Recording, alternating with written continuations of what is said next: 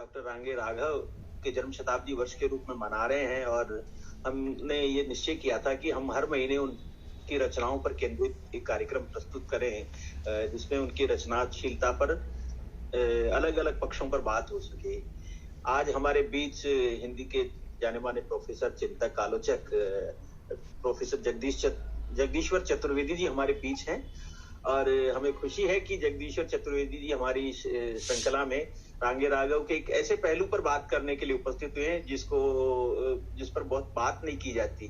आप लोगों में से बहुत से लोग जानते होंगे कि रांगे राघव ने कविता, कहानी, उपन्यास, आलोचना, औपन्यासिक जीवनियां के साथ साथ नाटक और एकांकी भी लिखे हैं। रिपोर्टाज तो उनका रहा ही।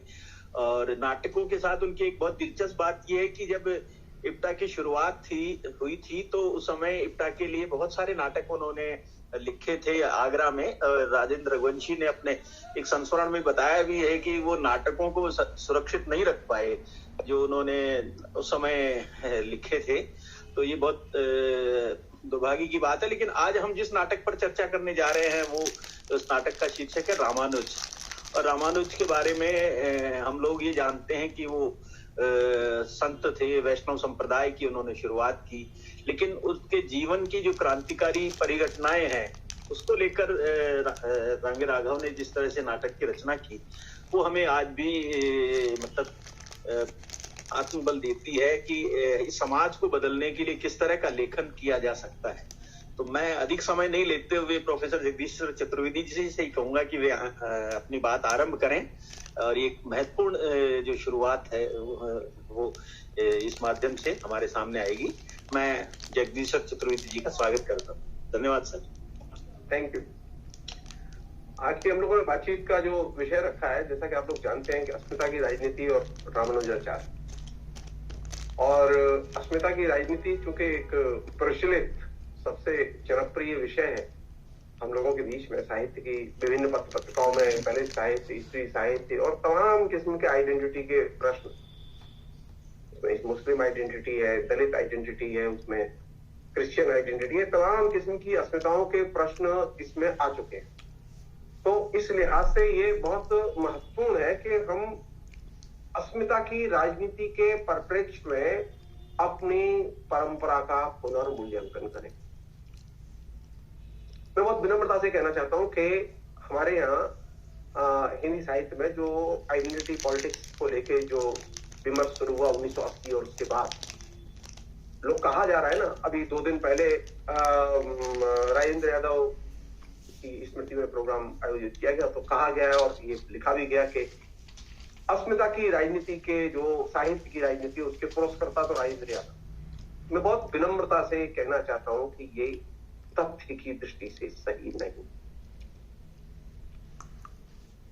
अस्मिता की राजनीति के 2 प्रमुख आलोचक हैं हिंदी के जिन्होंने अस्मिता की राजनीति को और साहित्य में खासतौर पर प्रतिष्ठित किया। उनमें राहुल संकृत्यायन और रांगे राघव, इन 2 के नाम प्रमुख हैं। संयोग की बात है कि अस्मिता की राजनीति का जो भी विमर्श सामने आया वो सारा का सारा विमर्श एक पत्रिका और एक पत्रिका में प्रकाशित सामग्री के आधार पर सामने आया। उसने साहित्य की पहले की पूरी विरासत को एक सिरे से बट्टे खाते में डाल दिया। क्यों बट्टे खाते में डाल दिया ये मेरे अभी तक समझ में नहीं आई। हम अस्मिता की राजनीति और उसके से जुड़े हुए साहित्य पर बात करें और रांगे राघव को याद न करें, यह संभव नहीं। हम अस्मिता की राजनीति पर बात करें और हम राहुल संकृत्यायन को याद न करें, यह संभव नहीं है। लेकिन वास्तविकता यही है कि हिंदी में यही घटता रहा है। हिंदी में क्या है कि मैं जब जिस विचार को शुरू करता हूं तभी से हिंदी में उस विचार का जन्म होता है। ये जो माइंड सेट है, ये माइंड सेट साहित्य की जो ऐतिहासिकता है, साहित्य का जो ऐतिहासिक बोध है, इस ऐतिहासिक बोध और ऐतिहासिक भूमिका इन दोनों को अस्वीकार करता है। और इस दृष्टि से अगर आप देखें तो अस्मिता की राजनीति की शुरुआत राजेंद्र यादव के हंस के प्रकाशन से नहीं होती। ये बात मैं बहुत इंफेसिस के साथ कहना चाहता हूं। मैं साफ तौर पर इस बात को रेखांकित करना चाहता हूं कि अस्मिता की साहित्य की राजनीति की नींव तैयार की और उस पर इमारत तैयार की रांगे राघव और राहुल संकृत्यायन।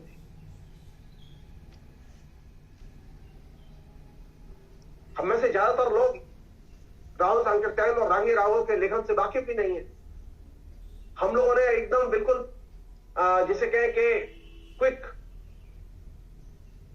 छोटी रचनाएं पढ़ के दिमाग बनाने की अपनी एक समझ बना ली, और इसने हमें कुल मिला के बहुत ही संकुचित दिमाग का दृष्टिकोण दिया है।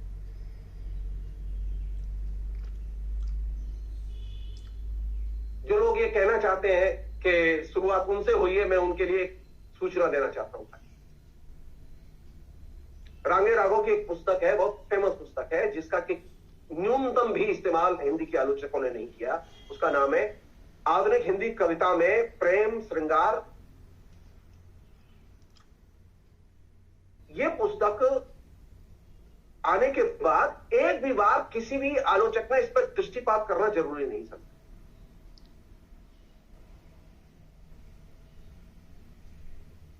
ये जो सेक्सुअलिटी के प्रश्न है, जो आइडेंटिटी के साहित्य में सबसे ज्यादा डिस्कस किए जा रहे हैं, ये जो पुंछवादी दृष्टिकोण, स्त्रीवादी दृष्टिकोण जो सबसे ज्यादा डिस्कस किया जा रहा है, ये सारा का सारा डिस्कशन सबसे पहले अगर किसी ने तरीके से उठाया नई कविता के प्रसंग में, तो वह रांगे राघव थे।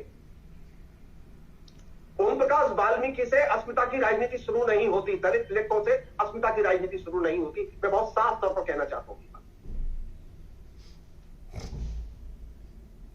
अस्मिता की राजनीति की नींव क्रिएटिव राइटिंग में सबसे पहले जिन लोगों ने रखी, उनमें दो प्रमुख लोग हैं, रांगे राघव और राहुल सांकृत्यायन।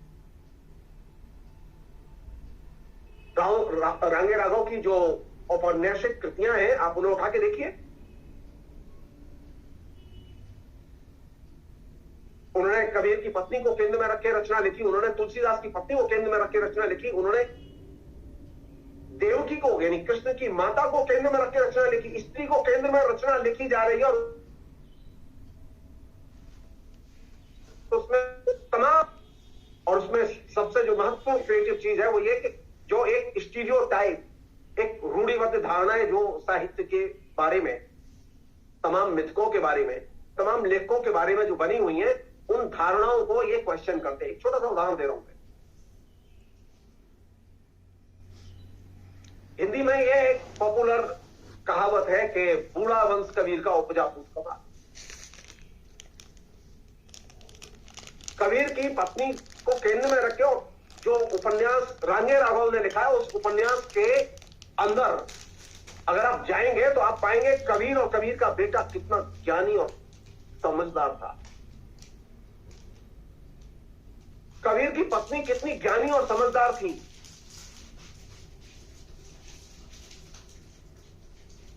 तो दलित लेखक थे कि नहीं थे कभी? किसने लिखा सबसे पहले उन पर? रांगे राघव ने लिखा या राजेंद्र यादव ने लिखा? राजेंद्र यादव जिस समय नई कहानी लिख रहे थे, उनके किसी भी लेखन में एक भी दलित चरित्र नहीं था। क्यों ये बात मैं उठा रहा हूं? इसलिए कि जब हम कभी भी किसी भी साहित्यिक प्रवृत्ति या लेखक के बारे में बात करें, तो कंटेम्प्रेरी आइडियोलॉजिकल जो स्ट्रगल है, जो कि साहित्य में चल रहा है, उस स्ट्रगल को देखना चाहिए। रांगे राघव और राहुल सांकृत्यायन का महत्वपूर्ण योगदान यह था कि वे ये आइडेंटिफाई करने में सफल रहे कि लोकतंत्र में अस्मिता की राजनीति के प्रश्न प्रमुख प्रश्न होंगे। और इस बिंदु से अगर आप शुरुआत करेंगे चिंतन की और विमर्श की, तो आपको नए आयाम खुलेंगे। एक अन्य चीज, छोटी सी चीज है लेकिन बहुत महत्वपूर्ण चीज है। अस्मिता की राजनीति में खासतौर पर स्त्री के लेखन के संदर्भ में जो चीज सबसे प्रमुख है, जिस पर के तमाम स्त्रीवादी लेखन और स्त्री का लेखन टिका हुआ, वो ये कि किसका साहित्य वो, स्त्री कहां मिलेगी? स्त्री शरीर में होती है, सौंदर्य में होती है, श्रृंगार में होती है, कहां होती है स्त्री? अधिकतर स्त्रीवादी विचारक इस बात पर एक मत है कि स्त्री अनुभूति में होती है। सवाल यह है कि साहित्य में अनुभूति को सबसे पहले प्रतिष्ठित किसने किया? जो दलित साहित्य और जो स्त्री साहित्य का जो केंद्रीय तत्व है, कहते हैं ना, दलित की अनुभूति तो सिर्फ दलित के पास होगी, ब्राह्मण के पास हो नहीं सकती। स्त्री की अनुभूति सिर्फ स्त्री के पास होगी और किसी के पास नहीं हो सकती। तो ये जो साहित्य में अनुभूति की प्रतिष्ठा, चमारों को सबसे पहले लिबरेट, शूद्रों को सबसे पहले लिबरेट अंबेडकर ने किया या रामानुजाचार्य ने किया, ये सवाल किया जाना चाहिए। अंबेडकर की पूरी राइटिंग, जितना भी अंबेडकर का लेखन है, वो भक्ति आंदोलन के कवियों की और लेखकों की जो महत्वपूर्ण और केंद्रीय भूमिका रही है, उसको एकदम नजरअंदाज करता है। जो अंबेडकरवादी है उनसे भी सवाल किया जाना चाहिए। चमारों के अधिकार के लिए सबसे पहले किसने आवाज बुलंद की? रामानुजाचार्य ने की। शूद्रों के लिए, शूद्रों की मुक्ति के लिए किसने आवाज सबसे पहले बुलंद की? रामानुजाचार्य ने की। अंबेडकर नहीं, अंबेडकर का तो जन्म भी नहीं हुआ था। वर्णाश्रम व्यवस्था के पुरोधा थे मौजूद, उनको चुनौती दी थी उन्होंने।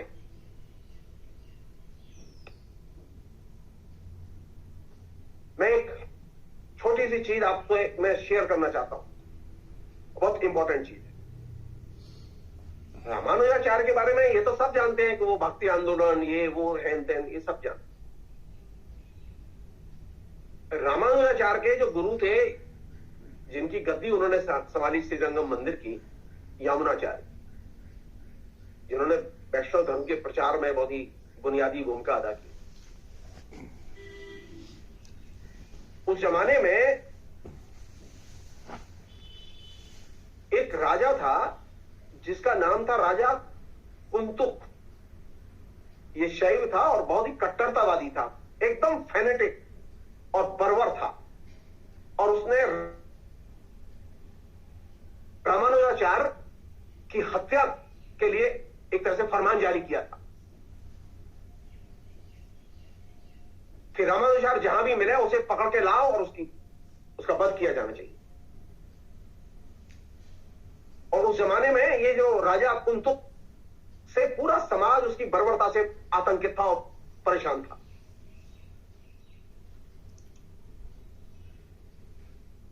ये अचानक नहीं था, खाली भक्ति की वजह से ये भक्ति आंदोलन शुरू नहीं हुआ। उस जमाने का जो सबसे बर्बर शैव राजा था, जिसने कि पूरे समाज को तबाह किया हुआ था, और उसने रामानुजाचार्य के अंत का निश्चय कर लिया था और घोषणा की थी। तो उस जमाने में एक सन्यासी थे, कुरेश स्वामी।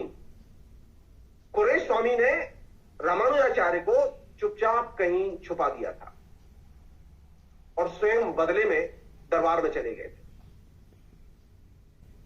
और जब वो दरबार में गए उसके बदले में, तो उस राजा कुंतुक ने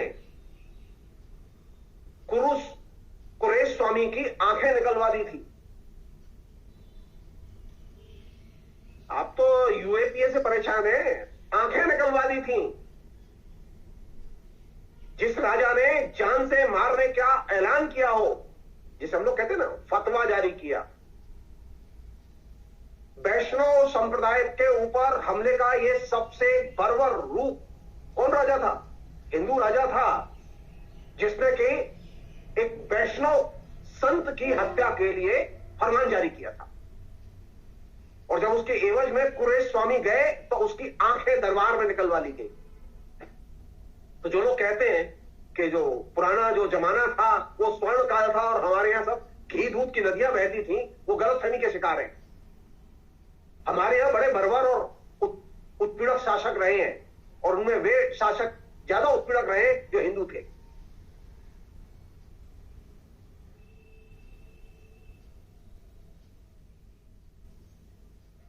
जिन लोगों ने रामानुजाचार्य के जीवन पर काम किया है, उन लोगों ने साफ देखा है कि वैष्णव संप्रदाय के लिए इससे ज्यादा लज्जाजनक और शर्मनाक घटना नहीं हो सकती।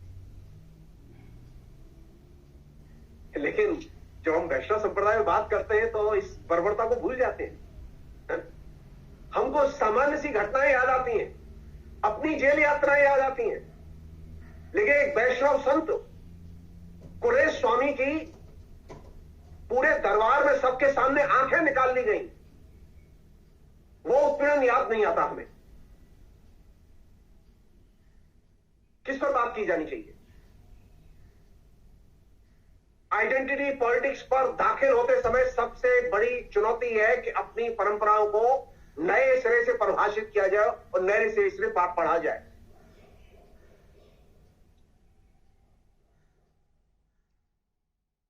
बाद में मैसूर के जो राजा थे वितस्ती देव,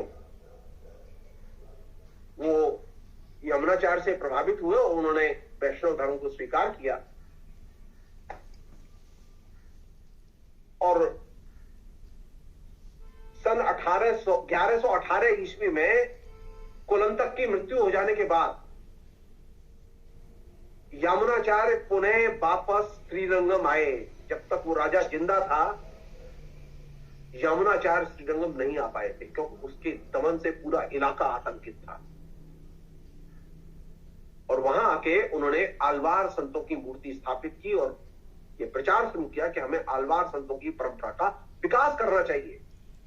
आलवार संतों की परंपरा सब लोग जानते हैं, उसमें अधिकतर संत वे थे जो शुद्ध वर्ण से आते थे। तो वैष्णव धर्म ने अपने प्रेरकों के तौर पर किन लोगों को चुना? आलवार संतों को चुना। आप जाति खोजते हैं ना, लेखक की जाति खोजते हैं, लेखक की जाति पर बात करते हैं, तो ये क्यों भूल जाते हैं कि आलवार संतों की जो भूमिका थी उसे हम क्यों भूल जाते हैं?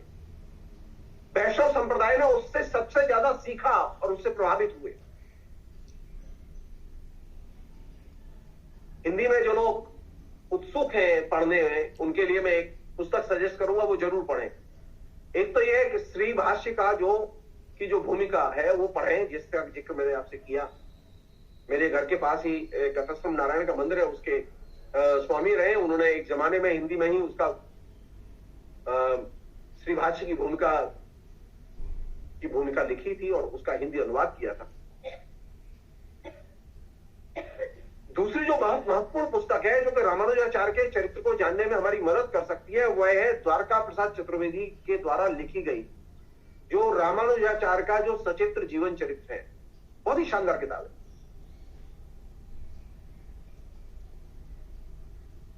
श्री भाष्य की भूमिका जिसका की घटना का जिक्र मैंने किया, वो द्वारका प्रसाद चतुर्वेदी के द्वारा लिखी गई जो प्रामाणिक जीवनी है रामानुजाचार्य की, वो। और तीसरी महत्वपूर्ण कृति रांगे राघव का नाटक रामानुज, जो कि रामानुजाचार्य पर केंद्रित है, वो। ये तीनों को मिला के पढ़ा जाना चाहिए।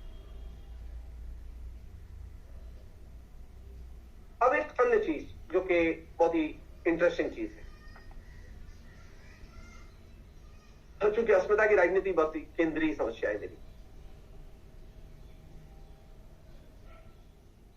रांगे राघव का दृष्टिकोण क्या था? अगर साहित्य में मनोविज्ञान ही महत्वपूर्ण है, जैसा कि अधिकतर स्त्रीवादियों के यहाँ ये देखा गया है और अधिकतर स्त्री लेखन में भी ये चीज रही है कि साइकोलॉजिकल इश्यूज जो है मनोवैज्ञानिक दृष्टिकोण ज्यादा केंद्रीय स्तर पर व्यक्त हुआ है, तो हमें ये देखना चाहिए कि खुद लेखक कैसे सोचता है उसके बारे में। जिस किताब का मैंने जिक्र किया उसका मैं फिर एक बार नाम रिपीट करना चाहता हूं, आधुनिक हिंदी कविता में प्रेम श्रृंगार। और यह किताब पुरुष की दृष्टि से वासना को कैसे देखें और स्त्री की दृष्टि से वासना को कैसे देखें, सौंदर्य किसे कहते हैं और दूसरे प्रकृति किसे कहते हैं, इन तमाम चीजों पर ये पोस्ट इंडिपेंडेंट पीरियड के और खासतौर पर नई कविता के दौर की रचनाओं को लिखी गई किताब आलोचना।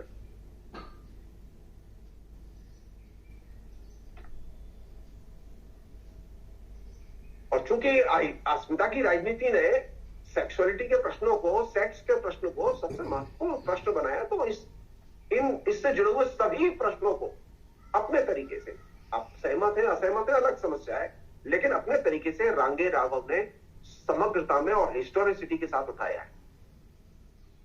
एक बात का और जिक्र करना चाहता हूं, हमारे गुरुदेव मनेर पांडे नामवर सिंह, ये दोनों बार बार एक बात उठाते रहे कि हमें इस बात की खोज करनी चाहिए कि आखिर भक्ति आंदोलन के द्वारा जो परंपरा शुरू हुई थी वो श्रृंगार की रीतकालीन परंपरा में क्यों बदल गई। हिंदी आलोचना ने इसकी खोज नहीं की। मैं बहुत विनम्रता से कहना चाहता हूं कि हिंदी आलोचना ने इसकी खोज की थी, आपने पढ़ा नहीं।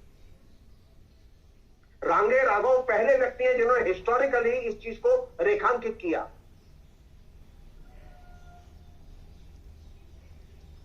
और ये जो पुस्तक जिसका कि मैंने जिक्र किया उसमें उसका उल्लेख मौजूद है।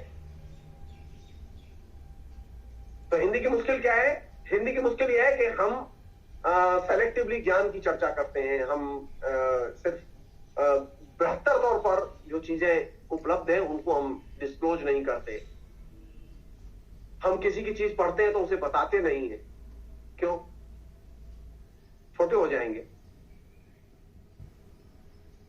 नहीं।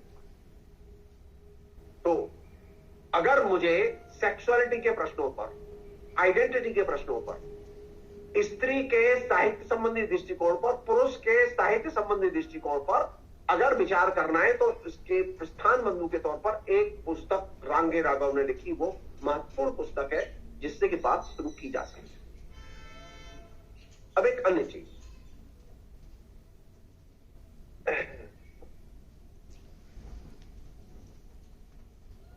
जैसे कि प्रश्न उठा है कि ये जो नाटक के प्रसंग में खासतौर पर, तो मैं पहले एक दो बातें मैं ये नाटक के प्रसंग में मैं कहना चाहता हूं, उसके बाद में जरूरी है कि हम उन्हें फिर अपने तरीके से देखें।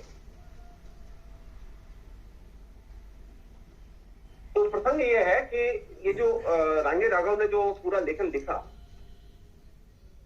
ये नाटक लिखा, इस नाटक में जैसा उन्होंने भूमिका में ही लिखा है कि उसमें फिक्शन भी है, उसमें फैक्ट्स भी है। ये सच है, फैक्ट्स भी है, लेकिन नाटक को नाटक की तरह लिखा गया, एक क्रिएटिव राइटिंग की तरह लिखा गया। और मूल चीज कौन सी है? एक सृजनशील रचना में मूल सी चीज है लेखक का दृष्टिकोण, कि लेखक नाटक के जरिए कौन सी चीज एम्फेसिस के साथ में सामने लाना चाहता है।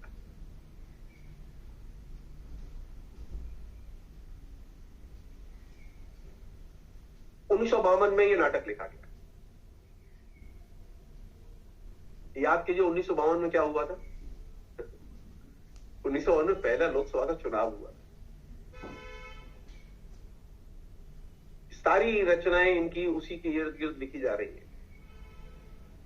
जब वो नई कविता के लोग, नई कहानी के लोग, जब राजेंद्र यादव अपने जवानी पर थे, मोहन राकेश, तमाम लोग अपनी जवानी पर थे, तो वे किन चीजों में उलझे हुए थे और रांगे राघव किन विषयों में उलझे हुए थे, इसका फर्क समझ सकते हैं आप।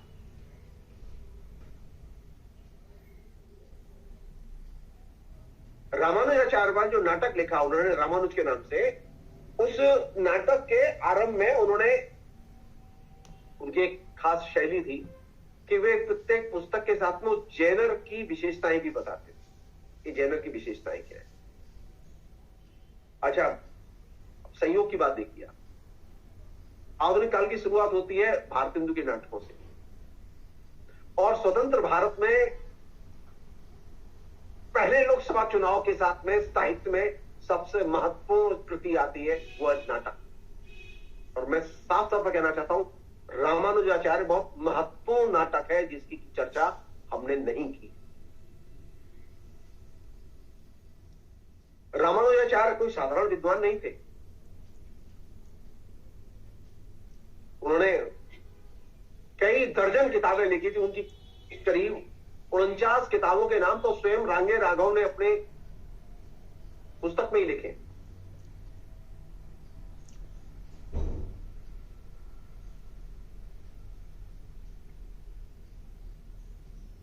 अब एक और जो बात उसमें वो उठाते हैं, उनके कुछ पहलुओं का जिक्र मैं जरूर करना चाहूंगा रामानुज की।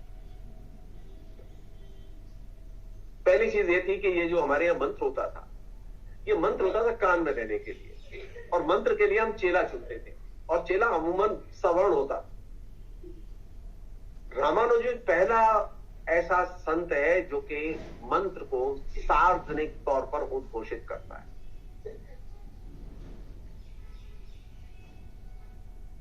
वो गोपुर के शिखर पर चढ़ जाते हैं और वहां जाके श्रीरंगम मंदिर के गोपुर के शिखर पर चढ़ के ओम नमो नारायणाय ये मंत्र का उद्घोष करते हैं और जनता इसका उद्घोष करती है। और ये फैक्चुअली करेक्ट है। फैक्चुअली करेक्ट इसलिए है क्योंकि ये चीज और दूसरी जगहों पर उनके जीवनी संबंधी जो बहुत सारी बातें उन्होंने अपने लेखन में लिखी हैं अपने जीवन संबंधी, उनमें वो चीज आती है। तो पहली बार ये हुआ कि मंत्र प्राइवेट हुआ करता था, वो पहली बार सार्वजनिक हो गया।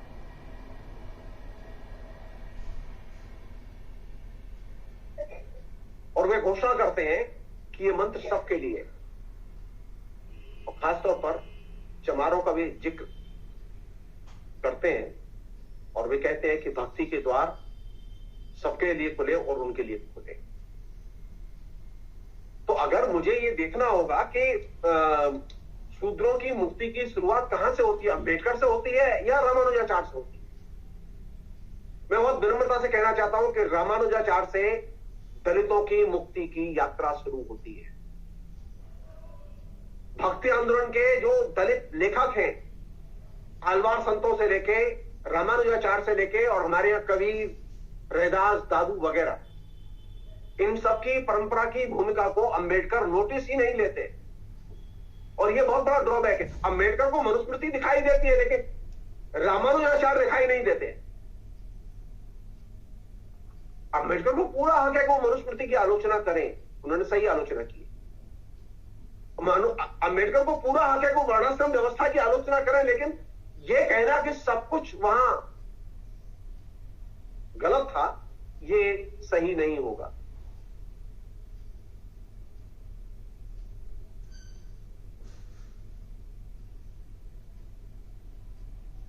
कांगे राघव ने इस नाटक की भूमिका में एक बात लिखी है कि ये जो नाटक है इसमें व्यंग जो है वो नाटक का प्राण होता है। क्यों? क्योंकि व्यंग में की जो शैली है उस शैली की विशेषता यह है कि उसमें इक्वलिटी का बोध समाहित होता है। जब आप किसी के साथ में व्यंग करते हैं तो आपकी छोटे बड़े की जो मतलब समझ है, जो हायरार्किकल समझ है, वो आप खत्म कर देते हैं। मेरे विद्यार्थी मुझसे मजाक करते हैं जबकि वो मुझसे 30 साल 35 साल 40 साल छोटे हैं। मैं अपने विद्यार्थियों से भी मजाक करता हूं। तो जब हम मजाक करते हैं, व्यंग करते हैं, तो व्यंग में क्या है कि ये जो हायरार्की है उसको खत्म कर हो जाती है। तो नाटक में व्यंग इसलिए जरूरी है कि हमारे यहाँ जो साहित्य में और जीवन में, संस्कृति में जो हायरार्की काम करती है उस हायरार्की को चुनौती दी जाए। और इसीलिए व्यंग बहुत महत्वपूर्ण शैली है, इसे कम करके नहीं देखना चाहिए।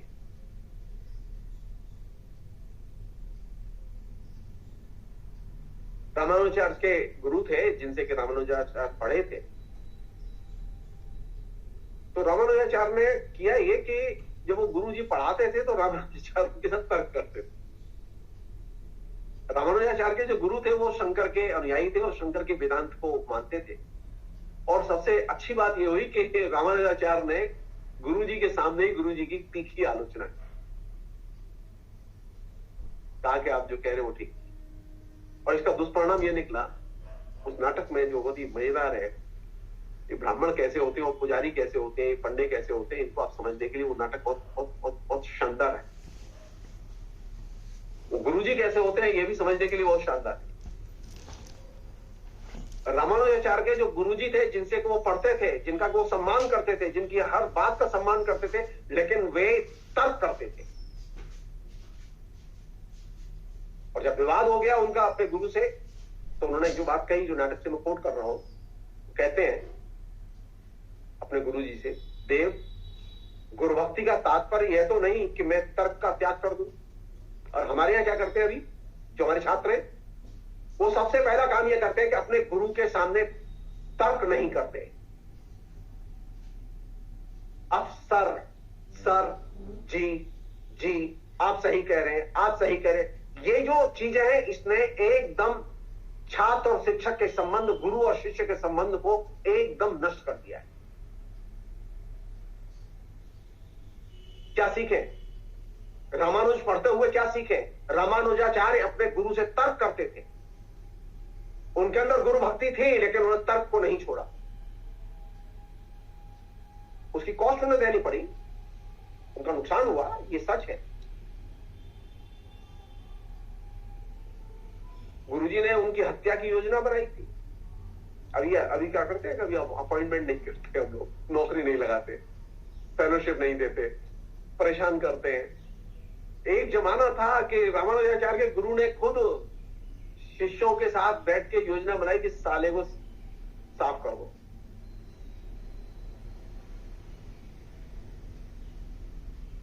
उसमें एक और काम की बात है जिसको मैं उद्धृत करना चाहता हूं, क्योंकि वो रांगे राघव का अपना दृष्टिकोण है। बातचीत हो रही है, रांगे वो एक दृश्य क्रिएट करते हैं नाटक में, जिसमें कि रामानुजाचार्य अपने पिता के साथ में बातचीत कर रहे हैं। तो परिवार में पिता है, माँ है, रांगे राघव है, और ये उनके व्यक्तित्व से संबंधित विवेचन चल रहा है, आपस में संवाद चल रहा है। तो उसी में पिता जो कहते हैं रांगे राघव के, रामानुजाचार्य के, बहुत ही अच्छी बात कहते हैं। वो कहते हैं कि संसार में वही आगे चलकर महान बनते हैं जिनके हृदय में ज्ञान के लिए अद्भुत अतृप्ति होती है। वो जो शिकायत आती है घर के गुरुजी से भिड़ गया, गुरुजी की आलोचना की और उसकी जगह जगह प्रशंसा हो रही है ज्ञान की, तो पिता जो है वो उनकी मां को समझाते हुए, बोलते हुए कहते हैं कि वह व्यक्ति ही महान बनता है जिसमें ज्ञान के लिए अद्भुत अतृप्ति हो। मुझे अगर अच्छा व्यक्ति बनना है, मुझे बड़ा व्यक्ति बनना है, तो मुझे कौन सी चीज सीखनी चाहिए? मुझे ज्ञान के प्रति अतृप्ति का भाव पैदा करना।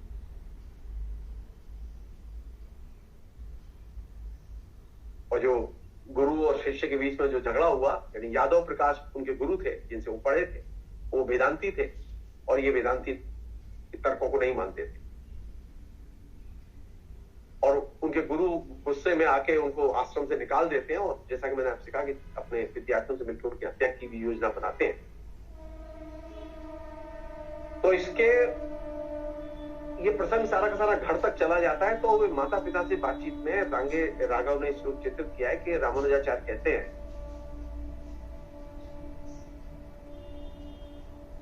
सत्य के ऊपर आघात स्वयं गुरु ने महापातक बताया था।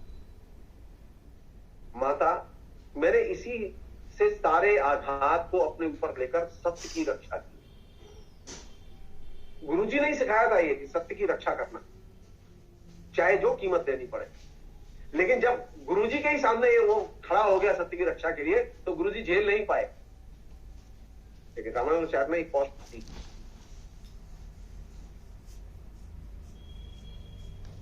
रामानुजाचार्य की मां बहुत ही विदुषी और बहुत ही समझदार महिला थी। उनका नाम था कांतिमती और पिता का नाम था केशव।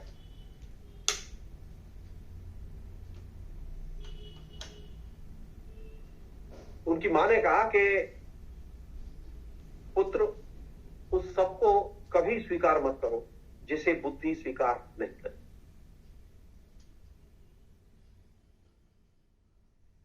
ये बताना बड़ा जरूरी है कि रामानुजाचार्य की एक पत्नी भी थी जिसका नाम था वेदनायकी।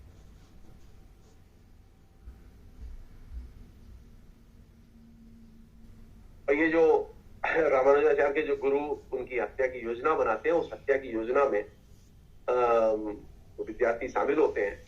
उनमें से एक विद्यार्थी फूट जाता है और वो किसी तरह से रामानुजाचार्य को सूचना दे देता है। तो रामानुजाचार्य की रक्षा जंगल में करते हैं भील और भील।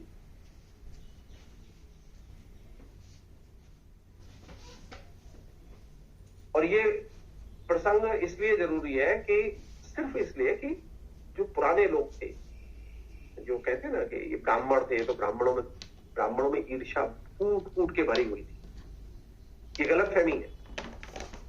ब्राह्मणों में द्वेष फूट फूट के भरा हुआ था, और गुरु थे वो हिंसक भी थे। अच्छे भी गुरु थे लेकिन हिंसक भी थे।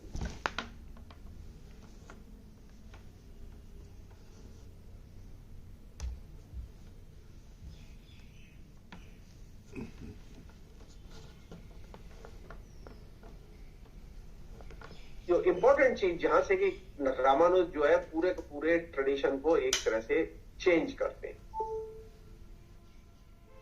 वो ये है कि रामानुजाचार्य इस बात पर जोर देते हैं कि ज्ञान मुक्ति का साधन नहीं।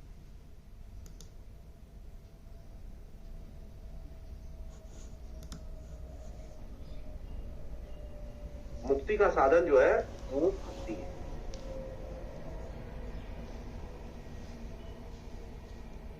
वो ये भी कहते हैं कि ज्ञान से अविद्या की निवृत्ति या अविद्या से मुक्ति नहीं होती।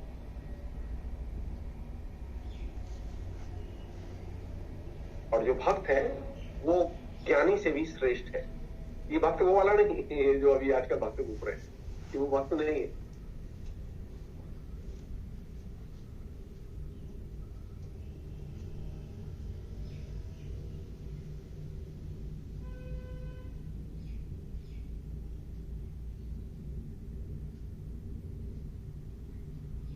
रामानुजाचार्य ने जो सबसे बड़ा काम किया, जिसका कि कायदे से जिक्र किया जाना चाहिए, जो कि बहुत महत्वपूर्ण है, वो ये कि उन्होंने शंकर के दृष्टिकोण की तीखी आलोचना की।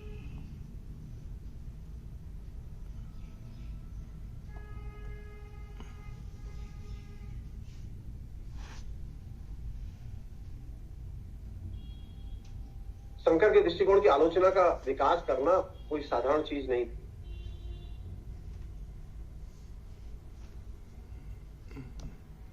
और जब शंकर के दृष्टिकोण की आलोचना विकसित की तो उन्होंने जिस चीज पर जोर दिया वो ये था कि सभी ज्ञान वास्तविकता का ज्ञान होता है, जिस ज्ञान से आप रियलिटी को चिन्हित न कर सकें, पहचान न सकें, जिस ज्ञान को यथार्थ में देख न सकें, महसूस न कर सकें, वो ज्ञान ज्ञान नहीं।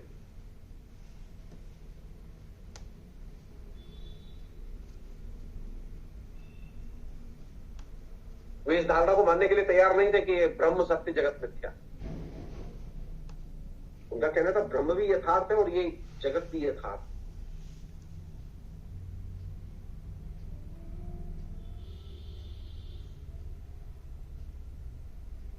एक अन्य चीज जो उन्होंने की, जो कि काफी चर्चा में रही, वो ये कि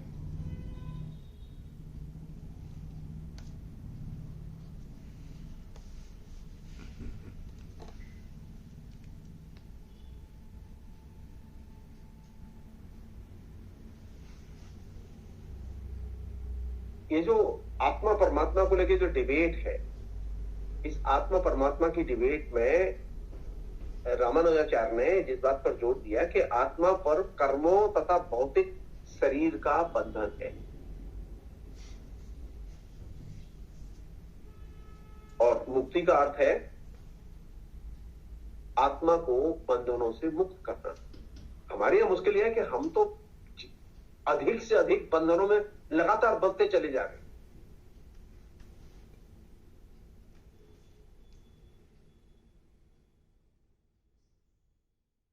आप लिबरेशन की थ्योरी खोजना चाहते हैं, आप क्रांति के दर्शन को खोजना चाहते हैं, सामाजिक परिवर्तन के दर्शन को खोजना चाहते हैं, तो सामाजिक परिवर्तन की पहली शर्त है कि आप अपने को बंधनों से मुक्त करें।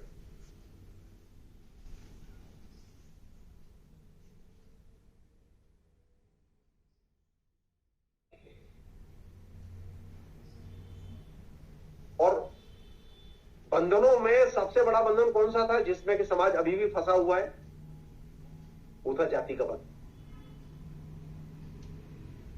वो बुनियाद थी, वो सामाजिक आधार था जिसको के रामानुजाचार्य चुनौती देते हैं और वो कहते हैं कि मैं जाति के बंधनों को नहीं मानता, जाति के भेद को नहीं मानता।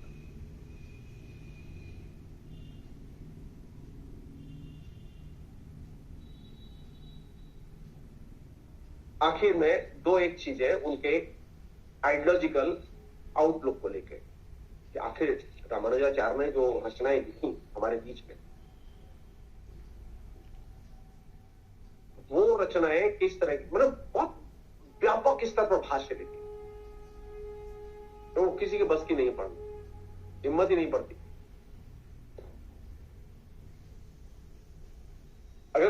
तो देखें तो जो चीज सेंटर में है रामानुजाचार्य के दृष्टिकोण में है, वो नाटक में भी फोकस में है, वो ये कि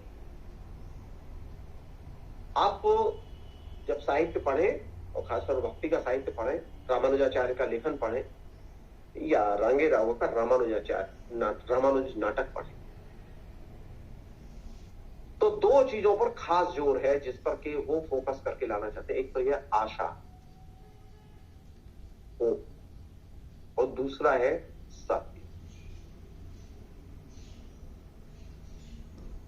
दिक्कत ये हो गई है कि हमारे बीच में डेमोक्रेसी के आने के साथ में आशाएं अधिक से अधिक खोखली आने लगी।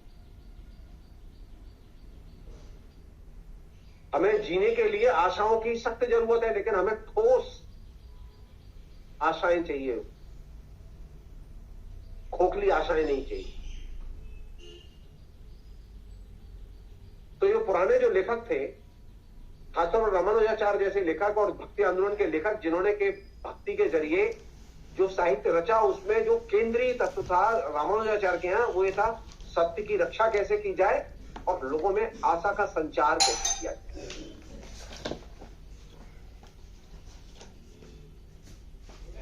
और जब सत्य की रक्षा करनी है और आशा का संचार करना है तो दो चीजें करनी है, अच्छी बातें सोचनी है और आनंद में रहना है। अब बुरी बातें सोचेंगे और नेगेटिव फीलिंग में रहेंगे तो आनंद नहीं आएगा। तो भक्ति में जाने के लिए, भक्ति में क्यों जाते हैं लोग? मंदिर पर दर्शन करने क्यों जाते हैं लोग? भगवान के पास क्यों जाते हैं लोग? मैं इस चीज को नहीं मानता कि ईश्वर के खिलाफ में बिगुल बजा देना चाहिए। मैं इस चीज को नहीं मानता।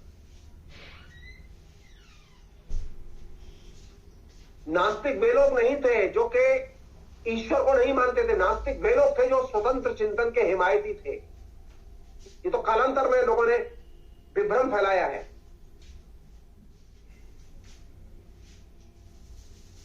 नास्तिक वे लोग थे जो स्वतंत्र चिंतन की हिमायत करते थे।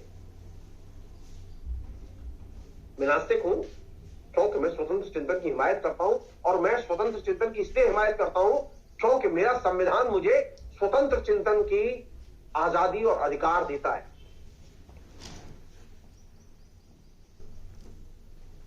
स्वतंत्र चिंतन के बिना आप आशाओं का संचार नहीं कर सकते। और जब आप स्वतंत्र चिंतन में जाएंगे तो डेफिनेटली आपको आनंद की अनुभूति होगी। तो रामानुजाचार्य का जो दृष्टिकोण है उसमें सत्य और आशा का संचार, ये दो बहुत महत्वपूर्ण एलिमेंट हैं जो कि आनंद की सृष्टि करते हैं। अगर आपकी आशाएं खोखली हैं तो जाहिर है छद्म आनंद होगा। तो हमें अच्छी बातें करनी चाहिए और आनंद की चीजों में रहना चाहिए। और आनंद और अच्छी बातों में भी रामानुजाचार्य का जोर अच्छी बातों पर ज्यादा था, आनंद पर कम था।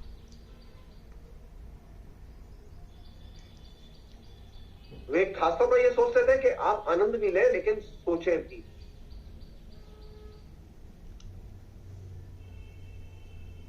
दिलचस्प बात बता रहा हूं मैं आपको, जो उनके भाष्य और उनके लेखन में जो चीज निकल के आ रही वो ये कि आप इस समाज को जाने भी, समझे भी, याद भी रखें। क्यों भक्ति काल की कविताएं पढ़ना चाहते हैं, क्यों तुलसी की रामायण पढ़ना चाहते हैं हम, क्यों कबीर को पढ़ना चाहते हैं, क्यों रामानुजाचार्य पर बात करना चाहते हैं? इसलिए कि मुझे भक्ति की कविता या मैं भक्ति के मार्ग में जाना चाहता हूं, भक्ति में डूबना चाहता हूं? जी नहीं। मैं अपने समाज को जानने के लिए और समझने के लिए मैं भक्ति की कविता का अध्ययन करता हूं। मैं अपने समाज की पुरानी चीजों को याद रखने के लिए, अपनी मेमोरी को दुरुस्त रखने के लिए मैं भक्ति आंदोलन का अध्ययन करता हूं और भक्ति आंदोलन के कवियों को पढ़ता हूं। इसलिए नहीं कि मैं भक्त हूं, इसलिए नहीं कि मैं धार्मिक हूं, तो जब आप जानेंगे, समझेंगे और उसे मेमोरी का हिस्सा बनाएंगे, स्मृति का हिस्सा बनाएंगे, तो उसमें कहां गड़बड़ी है उसे दुरुस्त भी करेंगे। तो हमने क्या किया कि हमने भक्ति के साहित्य को पूजा के साहित्य में कन्वर्ट कर दिया, धार्मिक साहित्य में कन्वर्ट कर दिया, बल्कि हमें यह करना चाहिए था कि वह हमारी स्मृति के संरक्षण और संवर्धन का साहित्य होना चाहिए था। जाहिर है कि स्मृति के संवर्धन के लिए जरूरी है कि आप ज्ञान मीमांसात्मक प्रश्न या दार्शनिक प्रश्नों को उठाएं साहित्य के संदर्भ में। रामानुजाचार्य दर्शन के प्रश्नों को साहित्य में सहज भाव से उठाते हैं, और अब तो हमने दर्शन के बारे में बात करनी बंद कर दिया साहित्य में। हम आइडियोलॉजी के प्रश्न उठाना ही नहीं चाहते, हम आइडियोलॉजी से नफरत करने लगे। हम सिर्फ डे टू डे लाइफ और उसके चित्रण, उसके हूबहू चित्रण, इसी में ही मशगूल है। तो ज्ञान मीमांसा कब करेंगे?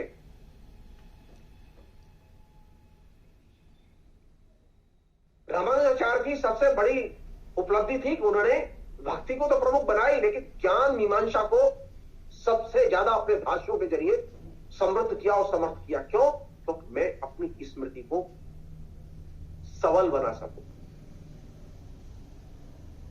अभी स्थिति है कि हमारे लोगों को, तो जैसे मैंने आपसे कहा कि लोगों को यह तो मालूम है कि राजेंद्र यादव ने क्या किया, लेकिन लोगों को यह नहीं मालूम कि रांगे राघव ने क्या लिखा था। कितनी खराब स्मृति है हमारी।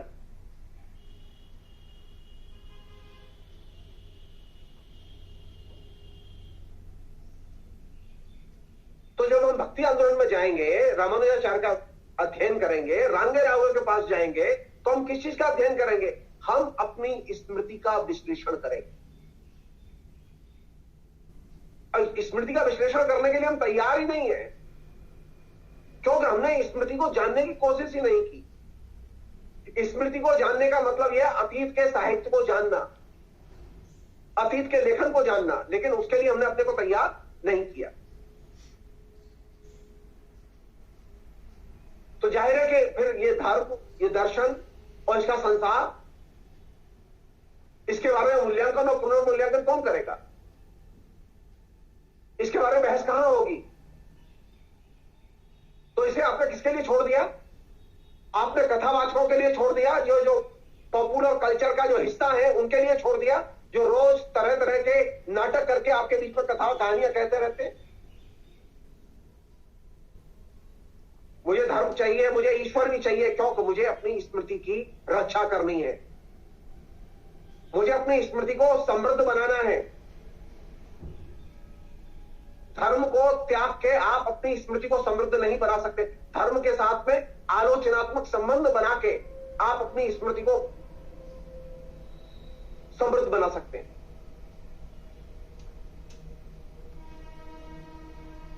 होता यह है कि हम सिर्फ स्मृति में उन्हीं चीजों का स्मरण अधिक करते हैं जिनसे हमें आनंद मिलता है। जैसे मुझे मतलब भीमसेन जोशी का गाया भजन अच्छा लगता है तो भजन सुन लेता हूं, आनंद मिलता है।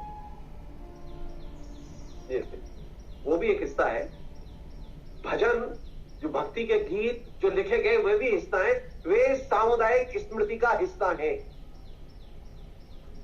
वे व्यक्ति ने लिखे थे, लेकिन वही सामुदायिक स्मृति का हिस्सा है, जो भक्ति के गीत है, भक्ति का जो साहित्य है। तो जब हम भक्ति के साहित्य को पढ़ते हैं तो हम सामुदायिक स्मृति को भी संरक्षित करते हैं और व्यक्तिगत स्मृति को भी संरक्षित करते हैं। और इसी संदर्भ में हम देखें तो हम ये पाएंगे कि हमें भक्ति की नए सिरे से व्याख्या करनी होगी, उसके नए दायरों को खोलना होगा। एक अन्य चीज, भक्ति के बारे में जो पॉपुलर जो आस्थाएं हैं उनको चुनौती देनी। रामानुजाचार्य अपने तरीके से काम करते हैं। जो प्रचलित आस्थाएं थी भक्ति की उन सबको चुनौती देते हैं और वो एकदम अस्वीकार करते हैं। वर्णाश्रम व्यवस्था के द्वारा, मनुस्मृति के धर्मशास्त्र के द्वारा जो व्याख्यायित जो दायरे थे भक्ति के, उन सबको अस्वीकार करते हैं। जो लोग ये कहते हैं कि जनता, इतनी करोड़ों जनता ये बोल रही है इसलिए तुम ये मानो, जी नहीं। भक्ति में पहले पॉपुलिज्म था, रामानुजाचार्य पहले व्यक्ति थे जिन्होंने उस पॉपुलिज्म को चुनौती दी। लाखों लोग मानते थे शंकराचार्य क्या कहते हैं उनकी बात को, लाखों लोग मानते थे कि मनुस्मृति में क्या लिखा है उसकी बात को, लेकिन रामानुजाचार्य ने मानने से इनकार किया और कहा कि नहीं, भक्ति सबके लिए है, भक्ति में जाति नहीं होती, भगवान और भक्त में बड़ा भक्त है, ये बात सबसे पहले किसी ने स्थापित की तो वे थे रामानुजाचार्य। जब वो ये बात कह रहे थे तो उनके लिए भगवान और भक्ति का मतलब क्या था? जो लोग दरिदा को पढ़ते हैं, पढ़ाते हैं, मॉडर्न क्रिटिसिज्म देखना चाहते हैं, जरा बाइनरी अपोजिशन लगा के देखिए। जो सेंटर में है उसे हाशिए पर ले जाइए, जो हाशिए में उसे सेंटर पर ले आइए। रामानुजाचार्य बड़ी ब्यूटी के साथ में ये काम करते। सेंटर में था भगवान और हाशिए पर था भक्त। रामानुजाचार्य भक्त को केंद्र में ले आते और भगवान को हाशिए पर ले जाते और कहते हैं कि भक्त बड़ा है भगवान से और भक्त हर कोई हो सकता है। और ये जो पॉपुलर जो भक्ति की धारणाएं थी, जन विश्वास थे, उनको खुली चुनौती देना था। इसलिए जब हम साहित्य में दाखिल होते हैं, संस्कृति के क्षेत्र में दाखिल होते हैं, राजनीति के क्षेत्र में दाखिल होते हैं, तो हमें पॉपुलर जो विश्वास है, आस्थाएं, उनको चुनौती देनी चाहिए।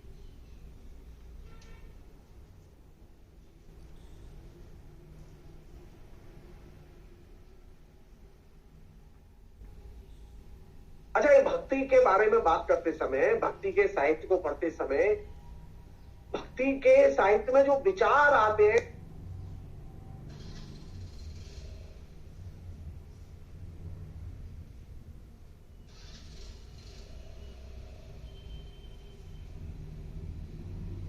सिद्धांत आते हैं, उनकी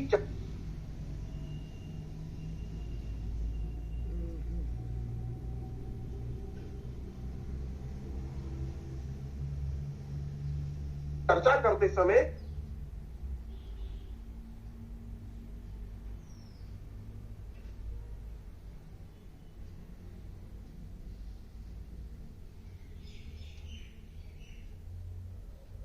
रामानुजाचार्य ज्यादा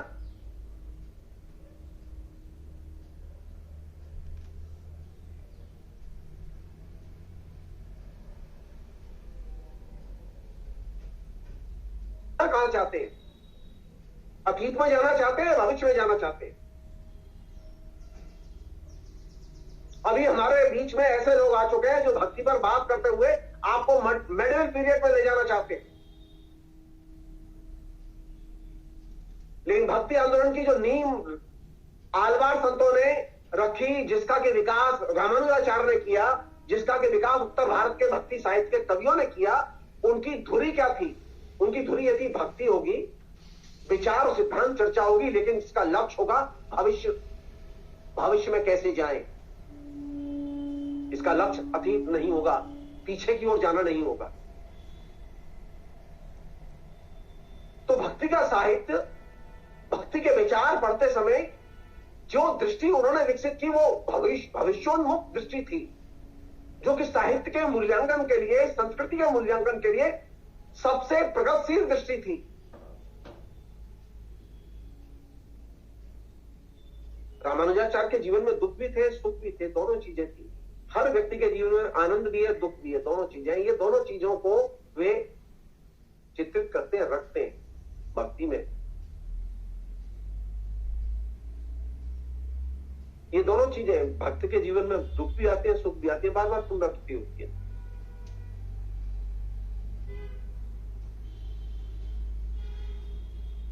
तो वे भक्ति, ज्ञान और आनंद, इन तीन के सम्मिश्रण से एक अद्भुत रसायन विकसित करते हैं।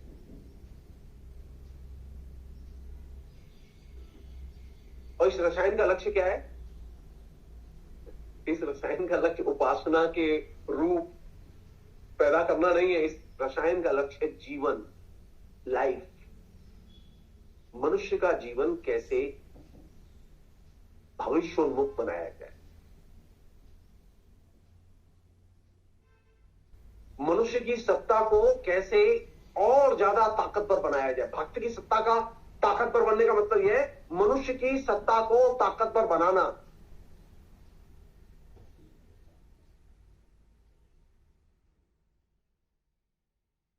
वे भक्त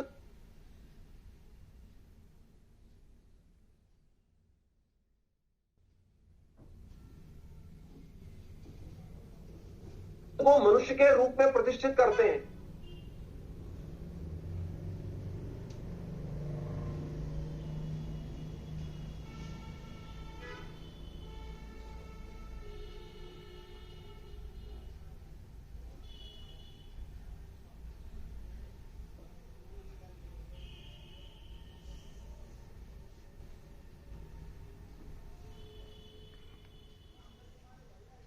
वो भक्त कोई बाहरी चीज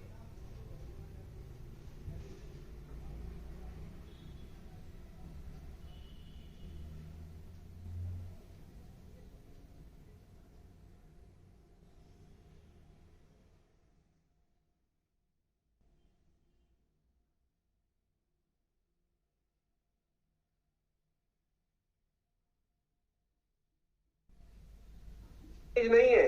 वो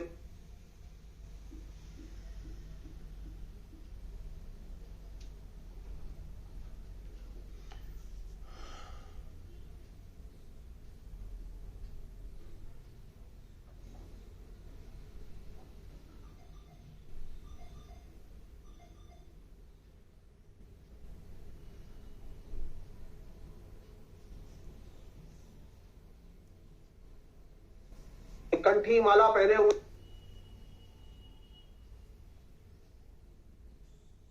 कोई त्रिपुंड लगाए हुए, रुद्राक्ष की माला पहने हुए, कोई जो है वो शंकर पर जल चढ़ाते हुए, कृष्ण पर आरती उतारते हुए, वो भक्त नहीं है। ये भक्त वह है जो मनुष्य है। ये वह मनुष्य है जिसके जीवन में सुख और दुख दोनों है। तो भक्ति साहित्य का लक्ष्य है एक मनुष्य को और अच्छा मनुष्य बनाना। और ये जो भविष्योन्मुख जो दृष्टि है रामानुजाचार्य के यहां, उसमें आखिरी बात जो मैं आपसे शेयर करके ये बात खत्म करूंगा वो ये, वे स्व को, सेल्फ को कैसे बेहतर बनाए। पूरे भक्ति आंदोलन की रचना के केंद्र में स्व और सेल्फ है, और ये बहुत महत्वपूर्ण चीज है। भक्ति का जो आनंद है, भक्ति का जो सौंदर्य है, उसमें स्व को जो सुख मिलता है, आनंद मिलता है, वो अकल्पनीय। और इसमें जो इंपॉर्टेंट चीज है वो कौन सी है, जहां से मैंने बात शुरू की थी वहीं खत्म करूंगा मैं। ये जो अस्मिता का साहित्य है, ये अनुभूति और अनुभव का साहित्य है। स्त्री का साहित्य और दलित का साहित्य। तो भक्ति जो है वो किस पर आश्रित है रामानुजाचार्य के यहां, वो अनुभव पर आश्रित है, वो अनुभूति पर आश्रित है।